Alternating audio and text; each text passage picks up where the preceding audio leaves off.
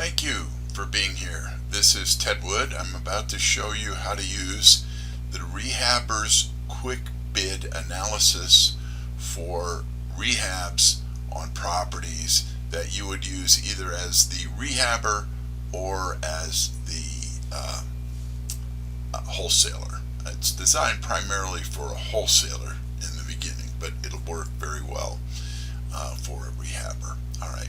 Things to be, notice it says for analysis only, no guarantees of accuracy. I make mistakes, you make mistakes. I'm opening all of the formula boxes so you can change the formulas should you so desire. You shouldn't probably want to do that in most cases, all right? Please note there are embedded formulas. Enter data in yellow areas only, all right? In most cases, you will get all the information you need by entering in two boxes. This one right here, enter the number of square foot. In this case is, for example, 1,500 square feet. In this here, we're going to enter the value of the property after we fix it up and look pretty and smell new. Okay, that's the after repair value. Down here, it tells you clearly the ARV is the amount of money this property will sell for once it looks pretty and smells new. People will not pay you more money for that new kitchen. They will not pay you for the crown molding. They will be more likely to buy it if you make it look nice and new inside, okay? The only thing they'll pay extra for is curb appeal.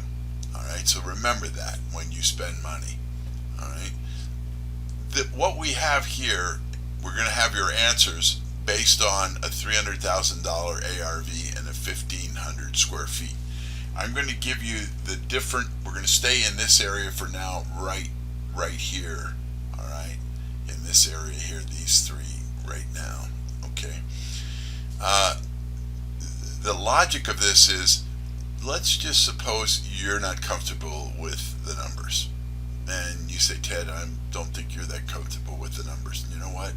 I'm not that comfortable with the numbers. Suppose we got a guy here to help us. I know a guy that is really, really good at math. This guy's a whiz. Even though some of you may have only been in this business for a very short period of time, I'm sure you'll recognize his name.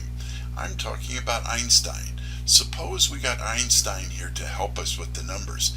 And Einstein did a 3-blackboard equation and came up with the perfect answer for your specific rehab. Not only that, he created a formula so you would never have to worry for the future about your prices being right. Well, it doesn't matter what you think. It doesn't matter what I think. In fact, it doesn't matter what Einstein thinks, because our seller decides what they'll sell at and our buyer decides what they'll buy at. This spreadsheet is designed to help you zero in on getting the right price both to buy at and to sell at, so that you can have what the buyer probably wants, or in these cases over here, which we'll get to later, exactly what they want. All right. Here we're figuring $10 a square foot. Here we're figuring 20. Here we're figuring 30. Here we're figuring $40 a square foot. If on this particular job at $300,000 ARV, 1,500 square feet, $10 a square foot is going to give us $15,000 for rehab monies. $20 a square foot, 30,000, and so on. All right. Now suppose we're going to do a $20 a square foot rehab, and our buyer is using the 70% rule, the 75%, or the 80% rule. If they're using on a $300,000 ARV, if they're using the 80% rule, they're only going to make $15,000. 75% rule, they're only going to make $30,000. 70% rule, they're only going to make $45,000. That's based on when they go to sell the property, that it has a built-in costs of 15%. Pay the agent to help you sell it. After you fixed it up, pay that agent 6%. 5% for holding costs, taxes, and insurance, payments for your cost of borrowing money, whatever. It's all that's figuring it's going to be a 15% cost for that. That's a rule of thumb, okay? But let's suppose they're using the 75% rule. $20 a square foot, which would mean that you would buy it at $186,000. That would be your offer. Is that your maximum allowable offer? Yeah, sort of. Okay. Let's figure that you're making yourself as the rehabber, that you're going to make $9,000. What that is, that's a national average. 3% of the ARV is what most wholesalers should make. All right. So if we go back here, we're going to, using the 75% rule, we're going to buy it at 186, but we'll sell it at 195, and so on. If they're using the 80% rule, they're going to make $15,000, $20 a square foot. We're going to buy it at 201. We're going to sell it at 210. All right, simple as that. All right. If you're figuring it's not going to be 10, 20, 30, $40 a square foot. It's only going to be $15 a square foot. Okay, put that in there. It's going to give you your numbers. If it's $15 a square foot and you're using the 75% rule, you buy at $193,500 and you sell at $202,500. Okay, that's the way that works. If it ends up being $21 a square foot, boom, then you're going to, using the 75% rule, buy at $184,500, sell at $193,500. That's the way it will work. Suppose your buyer says they need to make 18%. All right. So if they need to make 18%, you're figuring $20 a square foot. You buy it at 162, you sell it at 171. All right. Suppose your buyer says that they want to make on this particular job $35,000. Okay. Then your $20 a square foot, you're going to buy it at 181. You're going to sell it at 190,000.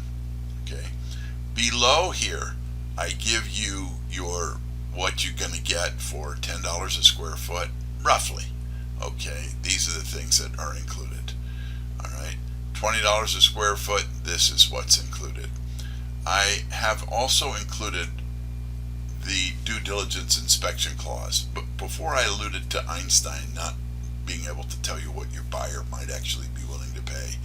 Sometimes, and we've all seen it, buyers will pay a ridiculous amount for something that's of medium or less than medium worth. We can't tell that. The more buyers you have, the better off you are. But you don't want to count on that any one of these numbers that you know it to be right and that it's going to work. So in your agreement, your purchase agreement, you want to have, if it's a for sale by owner, you want to have a for sale by owner type due diligence inspection clause. Same way here for if you have it for working with an agent here, that you have a due diligence clause for them. I am not an attorney. I did, those due diligence inspection clauses were written by an attorney for a student of mine, which is pretty cool. I copied them and put them in here. You're responsible for your own due diligence. You're responsible to make sure you have the right numbers that work. It always pays to have a due diligence clause, something that allows you an exit strategy, that if you can't get the thing sold, you can't figure out the right pricing, you're out of there in 15 days, 19 days, whatever. Some states like California have a built-in 17-day due diligence inspection clause. Nonetheless, a lot of agents decide to check the box that you don't want that, or they change it in some way or another. All right, so I've kind of gone over this thing, giving you a quick overview of it and what you need to be aware of or be cautious of. And so I thank you for being here. God bless. Good luck in your real estate adventure.